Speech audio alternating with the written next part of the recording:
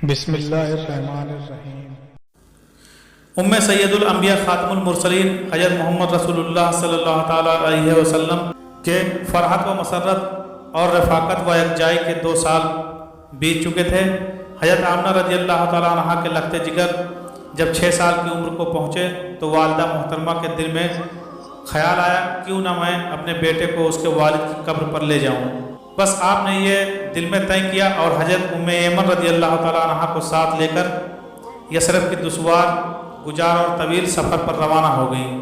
2 اونٹوں پر سفر طے کرتے ہوئے بالآخر آپ رسول اللہ صلی اللہ تعالیٰ علیہ وسلم کے ننہال پہنچی، جہاں آپ نے دارالنباغہ میں قیام فرمایا۔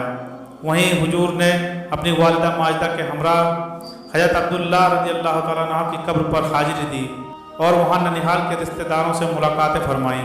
یہیں بنو عادی بن نجار کا ایک تالاب تھا جہاں حضور سرور کونین صلی اللہ تعالیٰ علیہ وسلم تیراکی فرمایا کرتے تھے، یعنی عسکری تربیت کا ایک مرحلہ تھا جو آپ نے یہاں مکمل فرمایا۔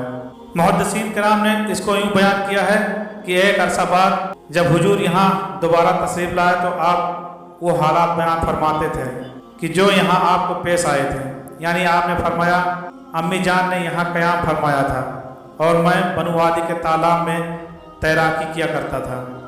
حضرت آمنہ رضی اللہ تعالیٰ عنہ نے یہاں تقریباً 1 ماہ قیام فرمایا۔ آپ کچھ اور یہاں رکنا چاہتی تھیں، آپ کچھ اور یہاں رہنا چاہتی تھیں، مگر وہاں کچھ ایسے حالات و واقعات پیش آئے کہ جن کی وجہ سے آپ کو مجبوراً جلد واپس لوٹنا پڑا۔ چنانچہ امام ابو نعیم علیہ الرحمہ نے دلائل میں نقل کیا ہے کہ حضور علیہ السلام خود بیان فرماتے ہیں کہ یہاں قیام کے دوران ایک یہودی تھا جو بار بار یہاں آتا جاتا اور مجھے غور سے دیکھتا رہتا تھا۔ بالآخر ایک دن اس نے مجھ سے سوال کیا، اے بچے تیرا نام کیا ہے؟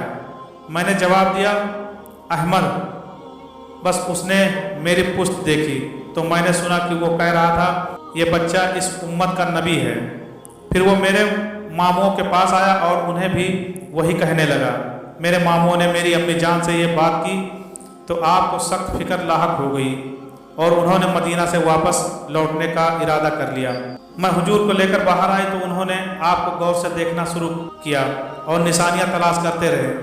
پھر ایک نے دوسرے سے کہا یہ بچہ اس امت کا نبی ہے اور یہ یعنی مدینہ اس کا دارالہجرت ہوگا۔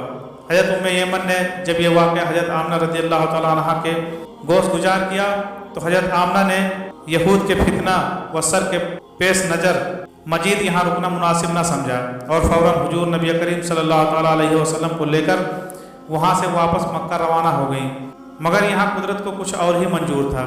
جب آپ مکہ اور مدینہ کے درمیان ایک مقام ابوا پر پہنچیں تو شدید علیل ہو گئیں۔ بڑھتی ہوئی بیماری کی شدت دیکھی تو حضرت آمنہ رضی اللہ تعالیٰ عنہ کو یہ یقین ہو گیا کہ اب وقت آخر ہے۔ آپ کو اور کوئی فکر نہ تھی مگر اپنے 6 سال کے معصوم لخت جگر کا پریشان چہرہ صدمے سے دوچار کر رہا تھا۔ امام ابو نعیم نقل کرتے ہیں جب حضرت آمنہ کا وقت وفات قریب آیا تو رحمت دو جہاں حضرت محمد مصطفیٰ صلی اللہ تعالیٰ علیہ وسلم شان معصومیت کے ساتھ اپنی والدہ ماجدہ کے سرحانے تشریف فرما تھے۔ حضرت آمنہ نے معصوم لخت جگر کے ماہتاب نما چہرے پر پیار بھری نگاہیں ڈالی اور یہ اثار پڑھے جس کا مفہوم یہ ہے، اے میرے بیٹے اللہ تجھے برکت دے، اے اس عظیم باپ کے فرزند جس نے بادشاہ حقیقی اور منام کائنات کی عنایت و مہربانی سے زبردست موت کے آہنی چنگل سے نجات حاصل کی۔ چنانچہ جس روز قرآن اندازی ہوئی تو ان کے بدلے 100 چرنے والے اونٹ قربان کیے گئے۔ اے میرے پیارے محمد صلی اللہ تعالیٰ علیہ وسلم، جو خواب میں نے دیکھا ہے اگر وہ سچے ہیں تو میں وثوق سے کہہ سکتی ہوں کہ تو جلیل و کریم رب تعالیٰ کی طرف سے نبی بن کر مخلوق کی طرف مبعوث ہونے والا ہے۔ تو ہر وہ صداقت اور اپنے دادا حضرت ابراہیم علیہ السلام کے دین اور اسلام کی روشنی کے ساتھ حرم اور غیر حرم کے تمام علاقوں کی طرف مبعوث ہوگا۔ پوری قوم بتوں کی پرستش اور ان کی محبت میں گرفتار ہے، لیکن اللہ پاک نے تجھے ان خرافات سے روک دیا کہ آپ ان بت پرستوں سے دوستی نہ کریں۔ پھر آپ نے فرمایا ہر زندہ کو موت آئے گی، हर नया पुराना होगा और हर बड़ा फना होगा।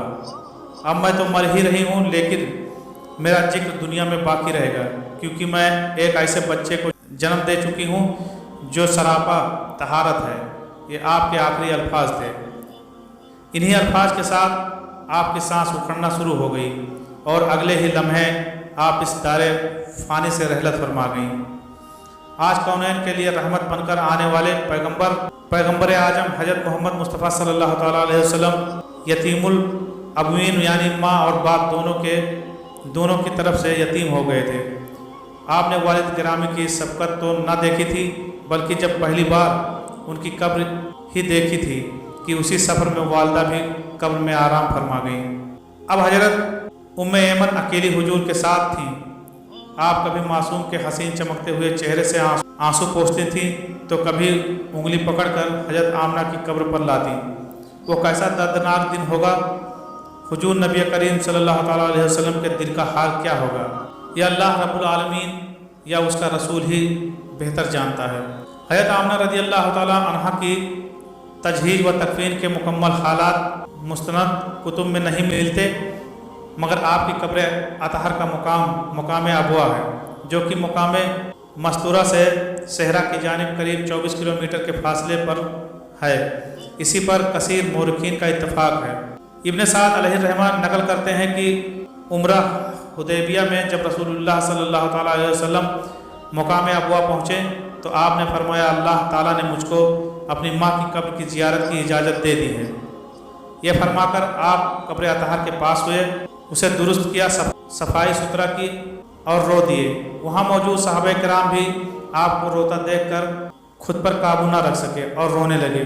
किसी ने जब पूछा कि आप गिरिया करते हैं, तो फरमाया, मुझ पर इनकी रहमत व मोहब्बत छा गई थी, तो मैंने इसलिए रो दिया।